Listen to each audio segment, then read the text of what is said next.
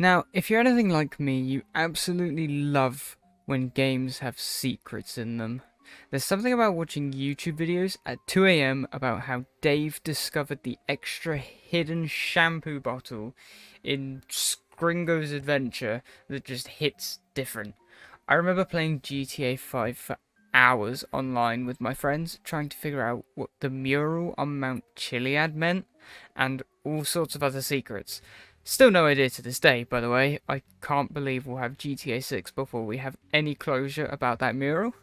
But what happens if you take a game and make 20% of it the normal core game, and 80% of that game extremely obscure secrets that most normal players will only ever get to achieve via late night YouTube sessions?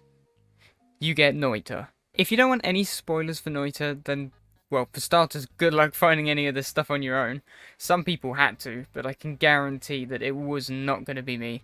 Just be warned that there will be spoilers in this video. Noita is a roguelike wand building game at its core. I'm a big fan of the roguelike genre, as evidenced by my playtime in The Binding of Isaac, so I was super excited to see this game appear on Steam. Imagine those old Falling Sand browser games and then roguelikeify it. That's Noita. Every pixel simulated, they say, and they aren't wrong. Oil is flammable and will make you slippery if you get coated in it. Water will make you fire resistant. Kicking lanterns will cause them to break, and if they hit the ground or a wall hard enough, they will spark and set alight the lantern fluid that was in them.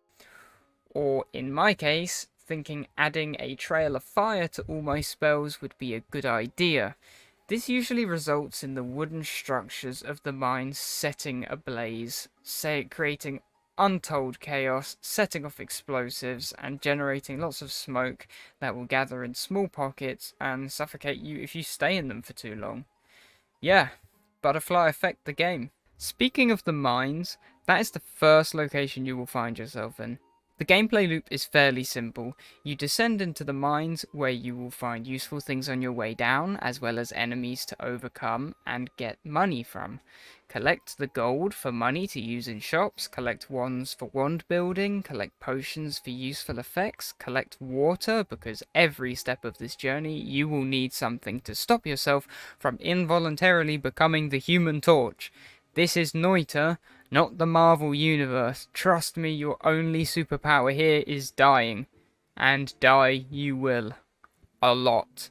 To the most ridiculous situations imaginable. And that's just part of the fun. There's nothing quite like finding a wand that's very good at killing enemies, only to discover it's also very good at killing you as well. Eventually, you will find yourself in something called the Holy Mountain, which is like a little refresher area. You gain spell charges back, you can gain your health back, and there'll be a shop to buy either wands or spells, depending on what's on sale. Here you will be allowed to craft your wands too, and pick up a perk afterwards. Wand crafting is advanced. There is so much depth to the system that I'm sure you can see on the screen right now. Wands have mana recharge rates, whether they shuffle or cast spells in order, maximum mana capacities, wand recharge time, spell delay, and some other things too. Each spell modifies these stats depending on what's on them, and can also modify other spells on the wand. It's really in depth, and if you can master it, you can make a weapon of mass destruction. I cannot. From here on, the cycle repeats through each new biome until the final boss, which you beat, and then congratulations, you win. Out of my 73 hours on this game, as of writing, I have accomplished this twice. It's not easy. Each new biome gets exponentially more difficult, so you need to make sure you're picking up good perks to go with your current build, as well as creating, or getting lucky and finding, some very good ones. With this, congratulations, you have experienced 20% of the game. So, where is the rest of the game? As you can see from this image, this is a map of Noita. And this is the section of this map in which the gameplay loop I have just explained to you occurs. I haven't been fully transparent with you, and this game has a big secret. The secret is the main gameplay loop is nothing more than a distraction from what this game really has to offer. Take a look at the map again. You can see an enormous amount of content that exists beyond the core area. Giant lakes, giant lava lakes underground, a pyramid, oddities in the walls of the map, biomes that branch off from the core area, biomes nowhere near the core area, and not shown on the map is the moon above the areas in the sky. If you make your way above the moon or down to hell, you will find infinitely repeating areas that look like the core area. Now here's the big one though. Those walls at the edge of the map, they are not a map border. There is no map border. If you manage to find your way through those walls, and trust me, it's not easy, you will be met with a replica of the map with some key differences that I'm not going to go into. This is called a parallel world, and if you go to the far edge of this parallel world, you can go into yet another parallel world, and another, ad infinitum. All of this, and most players don't ever see it, because they don't find the necessary tools to break out from the core gameplay loop. This is what makes Noita specifically so special. The real game is breaking out of the game and discovering a world of secrets seemingly hidden from the player. It's like boundary breaking, except there's always more to see beyond the boundary. Don't be mistaken though, if you thought all there is to do outside of that core area is discover the world, you're incredibly wrong. Arguably, there's more actual gameplay content outside of the core area than there is inside it.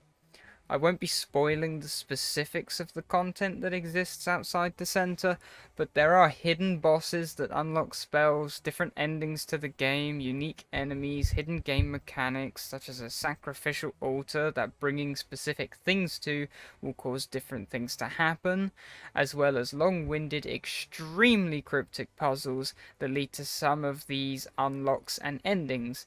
If you manage to solve these puzzles by yourself, then you deserve an award, because it feels like some Cicada 3301 type shit. At this point, you might think this is probably where the video could end, right? I mean, I've explained the title, I've told you exactly what's going on here, I've told you about the game and why it's hiding most of its content from you. Except I haven't. I've told you about the content it's hiding from you outside of the core area, and not even gone into depth with it, to be fair. But what I haven't told you is about the content it's hiding from you inside the core area, right under your nose. Even here, there is so much going on. If you branch out a little bit, you'll find areas that are readily accessible.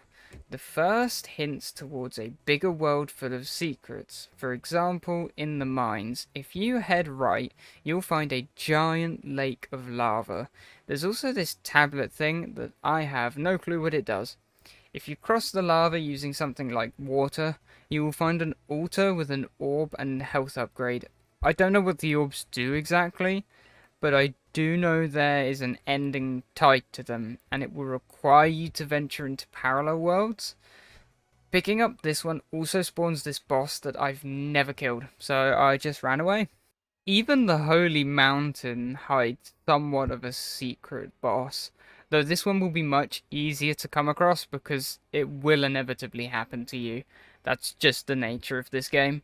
If you damage the Holy Mountain, which is no easy feat, that's made of pretty strong stuff, you will anger the gods, and a flying skeleton with immense power will come to fight you.